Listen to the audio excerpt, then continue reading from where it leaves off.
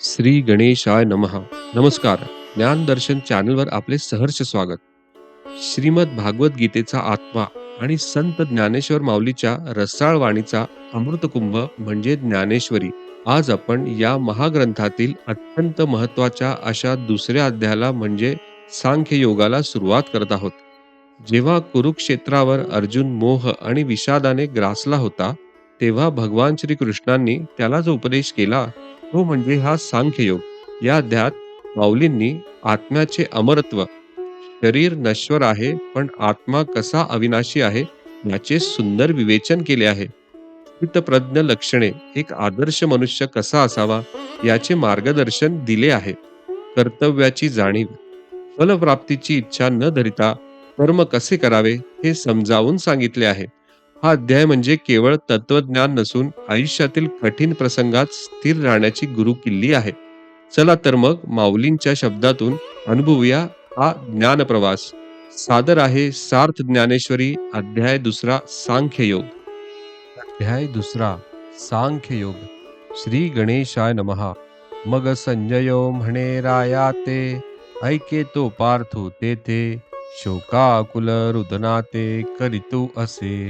ते कुळ देखुनी समस्त, स्नेह उपनले अद्भुत, तेणे द्रवले असे चित्त, कवणे परी जैसे लवण जळे झळंबले, ना तरी अभ्र वाते हाले, तैसे सधीर परी विरमले, हृदय तयाचे म्हणून कृपा आकळिला, दिसतसे अति कोमाईला, जैसा कर्दमी रूपला राजहंस, तया परी तो पांडू कुमरू, महामोहे अति जर्जरू, देखुनी शार्दंग धरू, काय बोले म्हणे अर्जुना आदी पाही, हे उचित काय ये ठाई, तू कवण हे काही करीत आहासी, तुझ सांगे काय जाहले, कवण उणे आले, करिता काय ठेले, खेदू कायसा, तू अनुचिता चित्तने दिसी,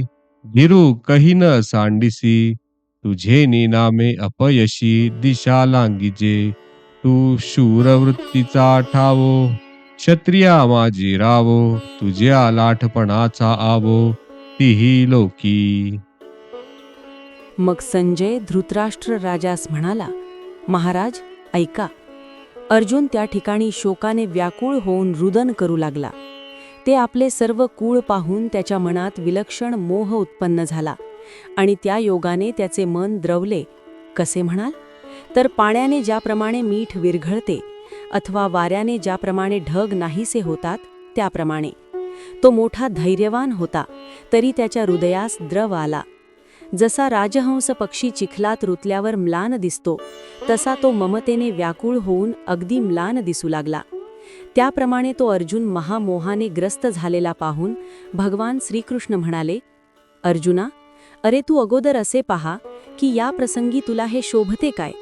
तू कोण आहेस व हे काय करीत आहेस याचा अगोदर विचार कर.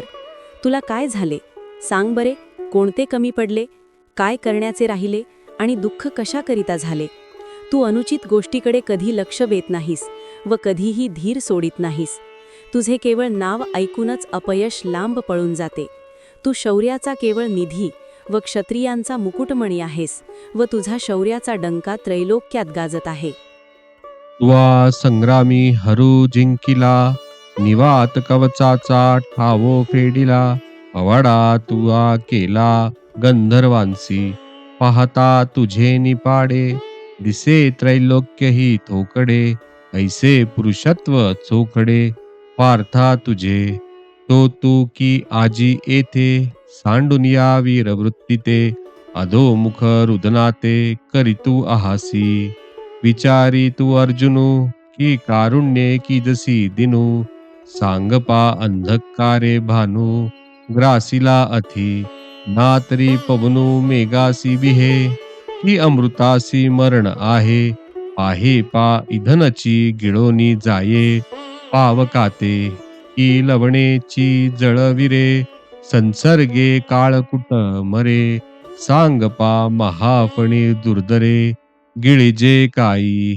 सिंहासी झोंबे कोल्हा, ऐसा अपाडो अथी के झाला. परी तो त्वा साच केला, आजी येथ म्हणून अजुनी अर्जुना. जणे चित्त देसिया हिना, वेगी धीर करुनिया मना. सावधू होई सांडी हे मूर्खपण, उठी घे धनुष्य बाण. संग्रामी हे कवण, कारुण्य तुझे हा गा तू जाणता. तरी न विचारिसी का आता, सांगे झुंजा वेळे सदयता. उचित काही हे असतिये कीर्तिसी नाशू, आणि पारित्रिकासी अपभ्रंशू. म्हणे जगन्निवासू अर्जुना ते. युद्धात शंकरास जिंकलेस, 3.5 कोटी निवात कवच दैत्यांचा समूळ उच्छेद केलास आणि चित्ररथ गंधर्वादिकांशी युद्ध करून त्यांना आपले यश गावयास लाविलेस. अर्जुना, तुझ्याशी तुलना करून पाहिल्यास हे त्रैलोक्यही अल्प दिसू लागते. तुझा पराक्रम इतका मोठा आहे, तोच तू आज वीरवृत्ती सोडून खाली तोंड घालून रडत बसला आहेस. अर्जुना, तू विचारी आहेस, तथापि करुणेने तू दीन होतोस. पण अरे, अंधकाराने सूर्याला कधी गिळून टाकले आहे का, सांग बरे? किंवा वाऱ्यास मेघाचे भय कधी वाटले आहे? अथवा अमृतास कधी मरण आले आहे? किंवा लाकडाने कधी अग्नी गिळला आहे? अथवा मिठाने पाणी कधी विरले आहे? किंवा काळकूट वेश हे दुसऱ्याच्या संसर्गाने मेले आहे? अथवा मोठ्या भुजंगाला कधी बेडकाने गिळले आहे? बरे, कधी कोल्ह्याने सिंहाबरोबर झोंबी केली आहे? अशा विलक्षण गोष्टी कधीतरी घडल्या आहेत का? पण त्या तू येथे आज खऱ्या करून दाखविल्या. म्हणून अर्जुना, तू या मोहाला आपल्या ठिकाणी थारा देऊ नकोस. मनास त्वरित धीर देऊन सावध हो. हा वेडेपणा टाकून दे. उठ व धनुष्यबाण हाती घे, कारण या रणांगणावर तुझ्या या करुणेचा काय उपयोग? अर्जुना, अरे तू ज्ञाता ना, यावेळी विचार कसा करीत नाहीस? अरे, युद्धाचे प्रसंगी दया असणे योग्य आहे का, सांग बरे? हे तुझे वर्तन आजपर्यंत संपादन केलेल्या कीर्तीचा नाश करणारे व परलोक प्राप्तीस अडथळा आणणारे आहे, असे श्रीकृष्ण अर्जुनास म्हणाले.